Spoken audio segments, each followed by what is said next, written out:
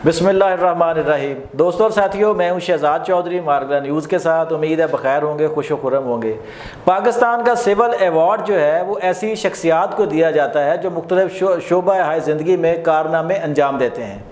ऐसी एक शख्सियत जनाब अमजद सिद्दीकी, जिसे आप भी जानते हैं, मैं भी जानता हूं और पूरी दुनिया जानती और पहचानती है। वो किसी तारफ़ के मोहताज नहीं है। उनका नाम भी सिविल अवार्ड के लिए नामज़द हुआ, लेकिन जब हतमी फहरिस्त जारी हुई तो उसमें उनका नाम शामिल नहीं था।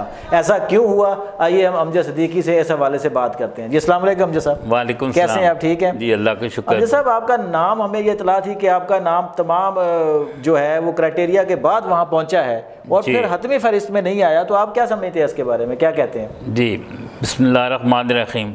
सर 43 ईयर्स 43 साल पहले एक कार के हादसा में जब मैं मदीना शरीफ से आ रहा था तो मेरी गाड़ी हादसा का शिकार हुई, जिसमें मेरा 90% जो है ना वो जिस्म पैरालाइज हो गया, माजूर हो गया और मेरी व्हील चेयर मुस्तकिल सहारा बन गई। मैंने 18 घंटे काम किया और पाकिस्तान का झंडा थाम कर 52 कंट्रीज़ का दौरा किया ताकि इस बीमारी का इलाज दरियाफ्त हो चुके। इसी दौरान मैंने ख़ुद को पूरी दुनिया में डोनेट कर दिया। अब तक मेरे 30 ऑपरेशन हो चुके हैं, जिनमें मैं कई रिसर्च के लिए वक़फ़ कर दिया, रिसर्च के लिए अपने आप को मैंने वक़फ़ कर दिया। अब तक मेरे 30 ऑपरेशन हो चुके हैं। कई बार ज़िंदगी और मौत को मैंने करीब से देखा है।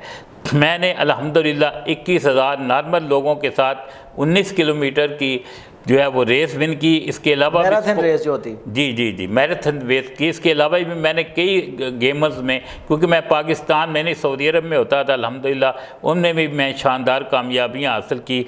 उसके बाद मैंने जब दुनिया का दौरा किया तो अमेरिका ने मुझे 1 in million का अवार्ड दिया, सऊदी अरब ने पायनियर एंड टैलेंटेड का अवार्ड दिया।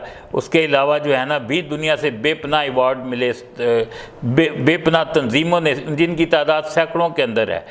अल्लाह ताला का बड़ा शुक्र है, मैंने हिम्मत नहीं हारी।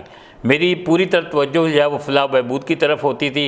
हम दोस्तों ने मिलकर पूरे पाकिस्तान के अंदर प्राइमरी हेल्थ केयर सेंटर कायम किए जहाँ हम कर सकते थे।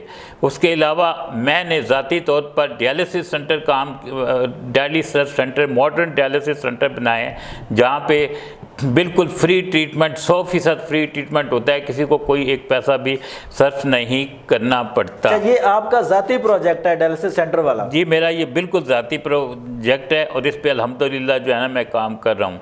और वेलफेयर जो है, वेलफेयर कोई ये नहीं है कि खाली, इसके अलावा भी मेरे जहाँ भी वेलफेयर की तंजीमें हैं उनको मैं सपोर्ट करता हूँ।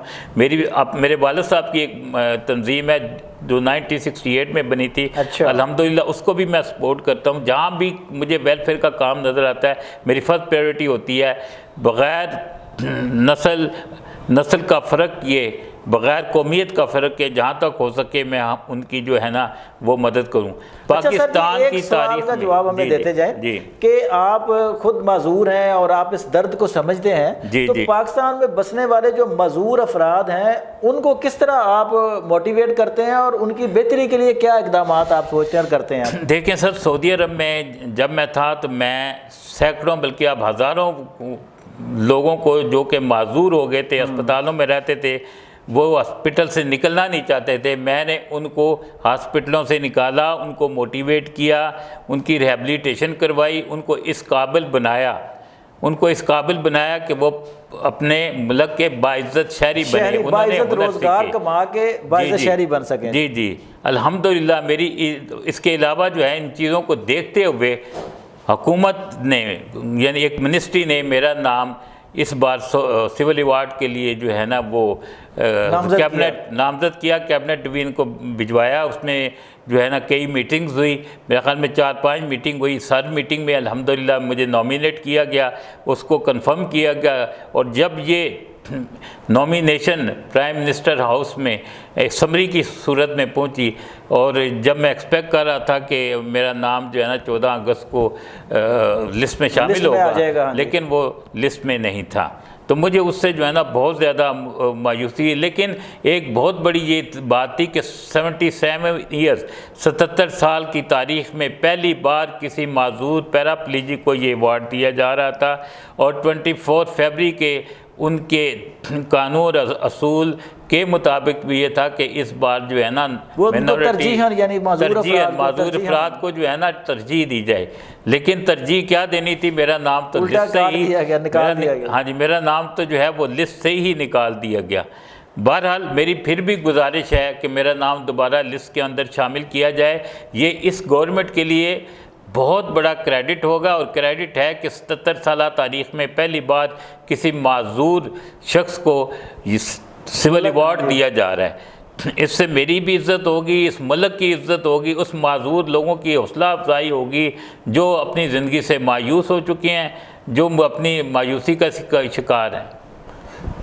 दोस्तों और साथियों, आपने अमजद सिद्दीकी साहब की गुफ्तगू सुनी, और जैसा कि उन्होंने बिल्कुल बजा कहा कि ये सिर्फ उनका अवार्ड नहीं होता, ये मुल्क में बसने वाले 3.5 करोड़ अफराद के नाम ये अवार्ड होता।